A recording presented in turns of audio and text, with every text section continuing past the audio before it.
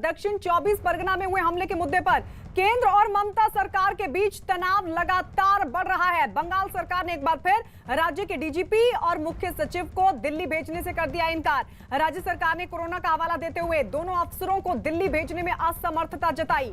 हालांकि बंगाल सरकार की दलील है कि दोनों अफसर वीडियो कॉन्फ्रेंसिंग के जरिए जुड़ने के लिए तैयार हैं। गृह मंत्रालय ने 10 दिसंबर को पश्चिम बंगाल के दक्षिण 24 परगना में रोड शो के दौरान जेपी नड्डा के काफिले पर हुए पथराव और हमले में सुरक्षा चूक के मुद्दे पर बंगाल के डीजीपी और चीफ सेक्रेटरी से जवाब तलब किया था। उनको बुलाया गया था, लेकिन बंगाल सरकार ने नहीं भेजा और अब ममता सरकार ने एक बार फिर से कर दिया है इनकार। अमित पांडे हमारे सहयोगी जुड़ गए हैं ज्यादा जानकारी के साथ। अमित, क्या कहा है बंगाल सरकार ने अपने जवाब में?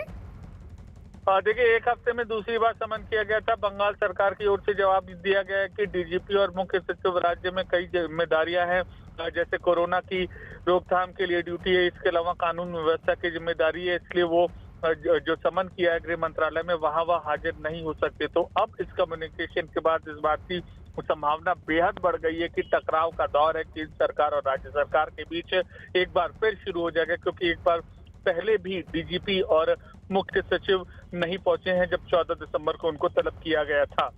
जी बिल्कुल अमित, लौटेंगे आपके पास। तो केंद्र बंगाल में एक बार फिर टकराव बढ़ता हुआ दिख रहा है। पहले 3 आईपीएस अधिकारियों को प्रतिनियुक्ति पर भेजने से इनकार और अब डीजीपी और चीफ सेक्रेटरी को जब बुलाया गया तो एक बार फिर से बंगाल सरकार ने वजह बताते हुए वहां दिल्ली भेजने से इनकार कर दिया, जिसके बाद अब जाहिर तौर पर यह टकराव बढ़ेगा। इस बीच आपको यह भी बता दें, बंगाल में टीएमसी नेताओं के ताबड़तोड़ इस्तीफे से ममता बनर्जी की मुश्किलें बढ़ती जा रही हैं। कल शुवेंदु अधिकारी के पार्टी छोड़ने के बाद से ही टीएमसी में नेताओं की भागम भाग लगातार बढ़ रही है। हालात बिगड़ते देख ममता बनर्जी ने आज टीएमसी की बैठक बुलाई और माना जा रहा है कि इस बैठक में नाराज नेताओं को मनाने और बीजेपी की आक्रामक रणनीति से निपटने के मुद्दे पर हो सकती है चर्चा। तो बागियों को मनाने की कोशिश। अरुण हमारे सहयोगी कोलकाता से इस वक्त हमारे साथ जुड़ गए हैं। किस तरह की कोशिश होगी, कितनी कामयाब होगी, लेकिन उससे पहले किस तरीके से बागियों को मनाने की कोशिश करने की तैयारी में अब ममता सरकार, टीएमसी? अरुण, देखिए, ममता सरकार के लिए संकट की घड़ी ये है कि चुनाव एकदम नजदीक है और उनकी पार्टी के बड़े नेता छोड़ करके पार्टी जा रहे हैं। और जब बड़े नेता जाते हैं तो जो छोटे नाराज नेता होते हैं जिलों के,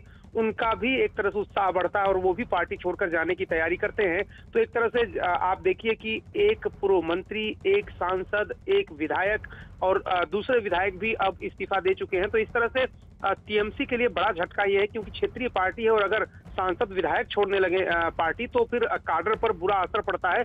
और मुश्किल दूसरी है, दोहरी मार्ग टीएमसी पर इसलिए भी है क्योंकि ये सब लोग उसकी सबसे बड़ी राइवल जो पार्टी है, विरोधी पक्ष है बीजेपी, उसकी तरफ जा रहे हैं। तो दोहरा नुकसान ममता बनर्जी को हो रहा है। उसी को लेकर के आज शाम को 5 बजे उन्होंने बैठक बुलाई। हालांकि टीएमसी के सूत्र कह रहे हैं कि हर शुक्रवार को वो पार्टी के नेताओं के साथ पूरे हफ्ते की बात करती हैं, लेकिन ये जरूर है कि उस पर चर्चा होगी और बैठक में इस भागदड़ पर भी चर्चा होगी। ठीक है अरुण, लौटेंगे आपके पास। आप रहिए हमारे साथ, क्योंकि इस बीच एक और अहम खबर मिल रही है। गृह मंत्री अमित शाह आज देर शाम 2 दिन के बंगाल दौरे पर जा रहे हैं। बंगाल में अगले साल चुनाव है और इस लिहाज से अमित शाह के दौरे को बेहद अहम माना जा रहा है। पिछले दिनों जेपी नड्डा के दौरे पर हुए हमले के बाद भी सबकी नजर अमित शाह के दौरे पर है। अमित शाह देर रात कोलकाता पहुंचेंगे। कल गृह मंत्री का 2 मंदिरों में पूजा और एक किसान के घर दोपहर का खाना खाने का कार्यक्रम है। इसके अलावा अमित शाह शनिवार को विश्व भारती के कार्यक्रम में हिस्सा लेंगे, साथ ही एक रोड शो भी करेंगे। जेपी नड्डा पर हुए हमले को देखते हुए गृह मंत्री की सुरक्षा के खास इंतजाम किए गए हैं। अरुण हमारे साथ लगातार बने हुए हैं। अरुण, आज शाम कब पहुंचेंगे कोलकाता अमित शाह, और फिर कल से डिटेल में कार्यक्रम की जानकारी आपसे, क्या क्या कार्यक्रम रहने वाला है 2 दिन का?